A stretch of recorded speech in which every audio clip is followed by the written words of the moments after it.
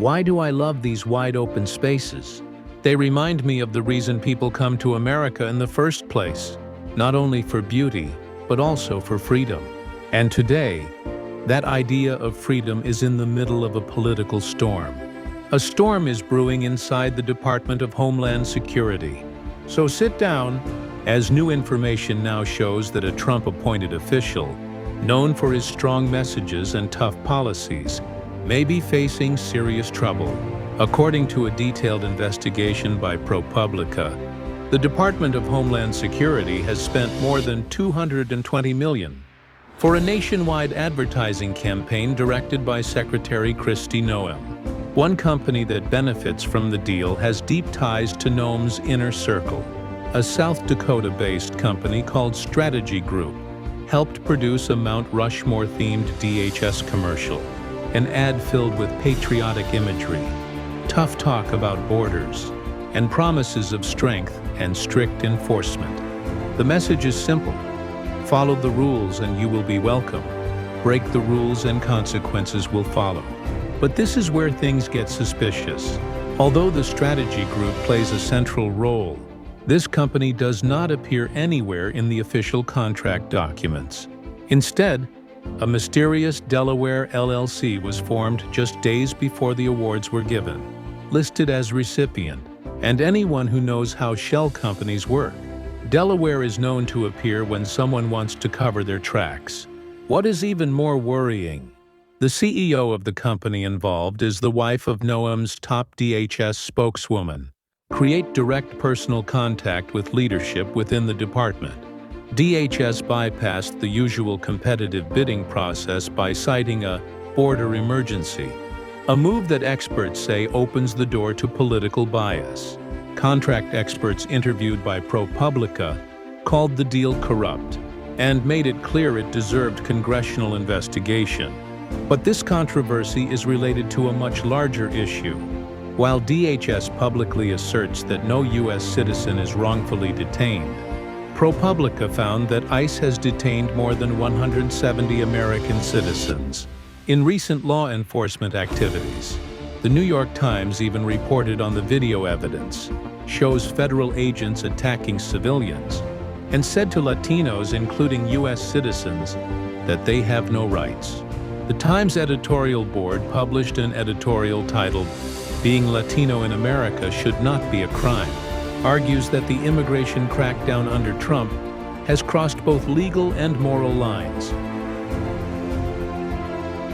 Kristi Noem is currently facing a congressional investigation. Representative Robert Garcia and Senator Richard Blumenthal launched a joint investigation asking, Secretary Kristi Noem provides full DHS records. They say Americans are being taken off the streets without warrant, no access to lawyers, and detained for days on end, all under Trump-era directives. Garcia summarized clearly. No American should live in fear, imprisoned by their own government, because of their race or appearance. And when you zoom out, this pattern is even harder to ignore. In the Trump administration, several high-ranking officials have been embroiled in scandals involving taxpayers' money, violation of ethics and personal interests. Scott Pruitt, Trump's former EPA chief, resigned after revelations about his luxury travel, expensive perks, and an apartment rented from a lobbyist for just $50 a night. Tom Price, former Secretary of Health and Human Services, was forced to resign after charging taxpayers more than $1 million for private and military jet travel. Then there's Jared Kushner and Ivanka Trump. Their public role has raised serious concerns about the use of government influence to support private business interests abroad.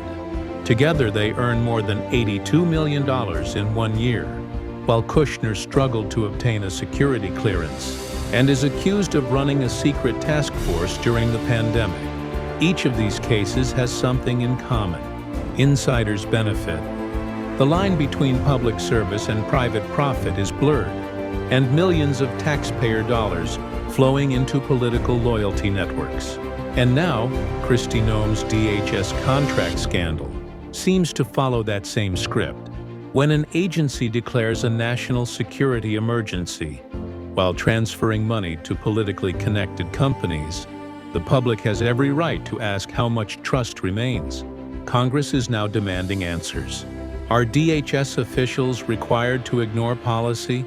Are there any internal directives that violate civil rights? Why are citizens detained? And who benefits from the $220 million contract? We may not have the whole truth, but the investigation is progressing rapidly, and pressure is mounting on DHS leadership.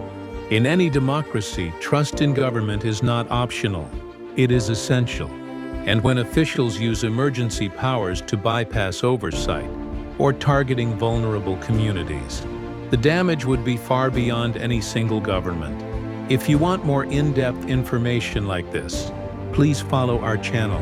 Your support helps us continue to provide independent, fact-based news and analysis without the noise. Follow now and grow this community together.